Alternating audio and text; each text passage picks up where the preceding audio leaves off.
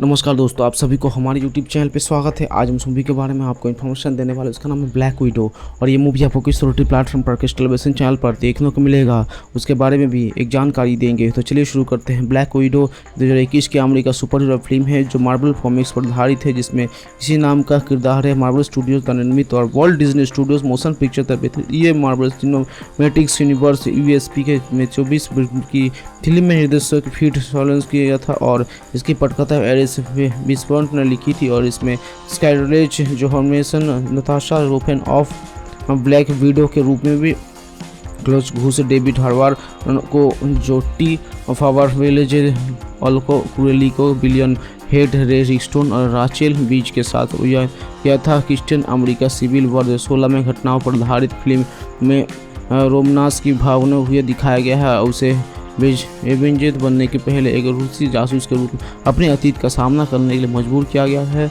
Lions gate film ने अप्रैल 2004 में एक ब्लैक विडो फिल्म विकसित करना शुरू किया, जिसमें डेविड एटर लेखन और निर्देशक से जुड़े थे।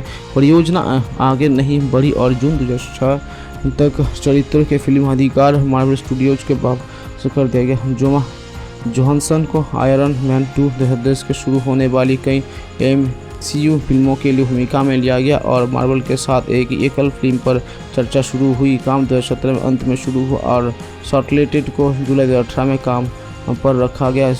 पियर्सर्स के शामिल होने से पहले जैक सेफर और नेड वेसन ने स्क्रिप्ट के योगदान किया। फिल्म को एक स्क्रिप्ट के लिए रूप में लिखा गया था जो रेमंड हॉफ इतिहास का विस्तार करने थे और एवेंजर्स के एंड्रोम के 2019 में चरित्रों की मृत्यु के बाद उसके MCU कहानी को समाप्त करने में मदद करते हैं। शॉर्टलिस्टेड को लड़ाई दृश्यों पर जोर दिया जाता है कि ये अब तक की सबसे हिंसक MCU फिल्म है। फिल्मांकन मई में अक्टूबर 2019 में नव इंग्लैंड यूनाइटेड कॉमर्स के जॉर्जिया में हुआ। 1995 में सुपर सैनिक एलेक्सिस स्कोबिक्स और ब्लैक विडो हत्यारा मिलना वास्तविक रूसी एडवोकेट एजेंट के रूप में काम करते हैं और जो नशा के साथ रियो में एक पेरिस के बाद में प्रस्तुत करता है।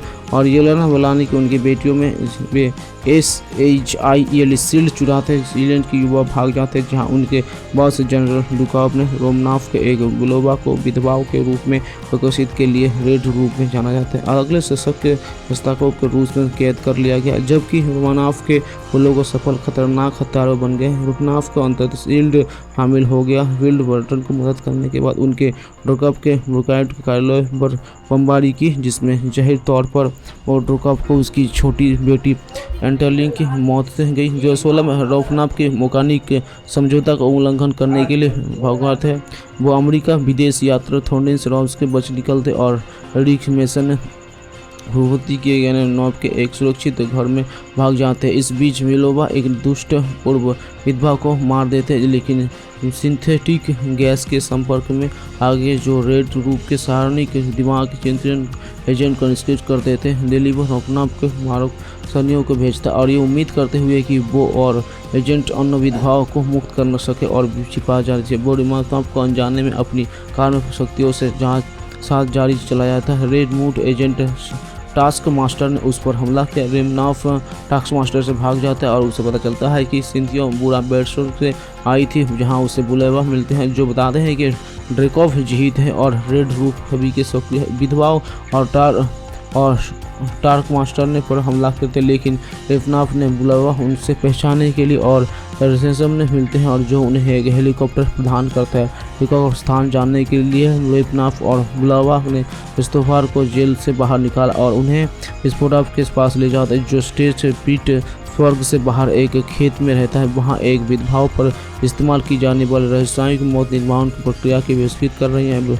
वेस्फोविकॉफ के ड्रकोव के सचिव किया गया। उनके एजेंट उन्हें लेन के लिए पहुंचे, लेकिन रोमनाफ और विस्फोविकॉफ को उनकी मदद के लिए बना लिया और ये जोड़ी थानों का बदलने के लिए फेस मास्क तकनीक का उपयोग करते हैं। रेड रूम के एक गुप्त हवाई सुविधा विस्फोटक के सक्तोसाफ को और बुलावा के उनके प्रतिशोध के मुक्त कर दिया गया। ड्रेकोव रोमनाफ के भविष्य के देखता है और वो बताता है कि स्टाक मास्टर एंटोनियो के उसे बुडापेस्ट को बमबारी में नुकसान हुआ था, जो इनका गंभीर था कि उसे बचाने के लिए ड्रेकोव के उसके दिमाग में तकनीक डालना पड़ी है, जो किसी भी देखने के लिए उसकी हरकतों को नकल करने में सक्षम थे। प्रत्येक विधवा की हेरोमेल के लाभस्तिकर से कारण लेपनाफ डकिल के हमला करने का असमर्थ है, लेकिन उसकी अपनी नाक तोड़कर और उसकी घान प्रतिका को काटकर उसे नकार देता है।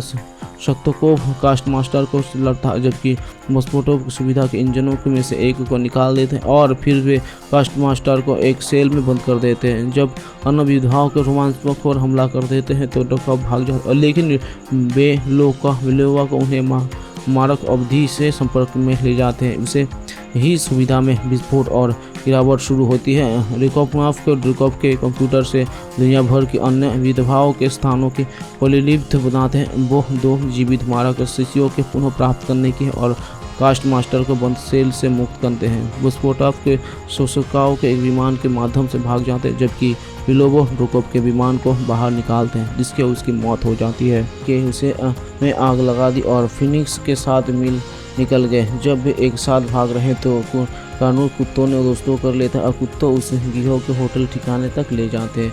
होटल में रियान ने फिनिक्स का अगली नाम तारा बताया, उसे उसकी मां से मिलवाया जो जीवित लेके स्थान रूप में बीमार है। वो बताते हैं कि सेब के तारे से उसके विस्फोट कर दिया, उसके परिणामस्वरूप उसने अतिरिक्त आग में विस्फोटता हो गई। तारा के माता पिता ने तारा की मां के लिए उसके अनुकूल आगों का प्रत्यावर्तन करने के लिए उसका अपहरण कर लेता है। दबाव के और सुविधाओं की निकलना जाएगी। बाबर ब्लैकआउट की प्रतिक्रिया रोकने के और रियान के लोगों पर निर्माण द्वारा घर लगाकर हमला किया जाता है, जो अंधेरे का फायदा उठाकर उन्हें एक एक करके मार गिराता है। निर्मल सर्जन की भी जान मार देता है और एक आवारा बंदूक की गोली से तारा की मां की मौत हो जाती है।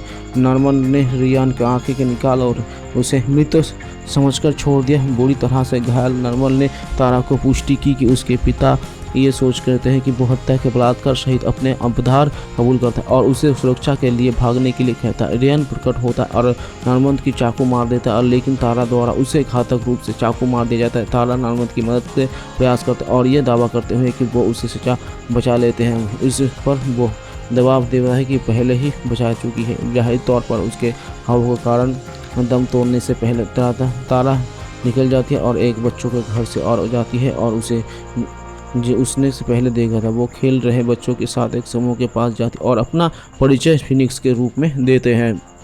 उसके बाद एक मध्य क्रेडिट दृश्यों में रियान का कुत्ता नॉर्मन की उंगलियों को चाटता है और थोड़ा सा हिलता है। ये दर्शाता है कि जीवित है। नवंबर 2016 में लेखक फंडे अल्रोज ने घोषणा की कि डेड ब्लिंथ के अगली कड़ी पर काम करना रहा था और वो वापस लौटने के लिए तैयार है। निर्देशक के रूप में निर्माता सैम रेनोल्ड्स ने से इसी सीक्वल के लिए अब तक का सबसे बड़ा विचार किया है। मजा स्पाइक्स के भीड़ द्वारा उसका डेरियन नाम के एक व्यक्ति के साथ फायरबैंगिंग के सच गया जो जर्मनी के असर के होते और अपने शर्तों पर अपने के इच्छा करने के अपनी पसंद से भविष्य के अपनी तीसरी नौतान पर है, जो अपनी बेटी कर्नल मूडी फार्सस के जो अब 30 वर्ष की है, जो देखरेख में मोटी प्लाटा में एक फॉरवर्ड के ऑपरेटिंग के बेस में जाता है और वो उसे बताता है कि 20 में जो नॉन स्नाइपर फाइटर्स में मरता है लेकिन वादा दुनियाओं में नहीं है और मादा स्नाइपर्स नाचों को पकड़ने की उनका मदद मांगते हैं ताकि वो पूरी प्रजाति के लिए घातक विष को बहिष्कृत करने के लिए उसके जीव विज्ञान का अध्ययन कर सके। और उसके बाद ओडेन को ये भी बताते हैं कि अतीत में वो अपनी शोध के नौकरी के पाने के लिए असफल हो सके, जिसके कारण उसके अपनी पत्नी को तलाक दे दिया और अपने परिवार को छोड़ दिया।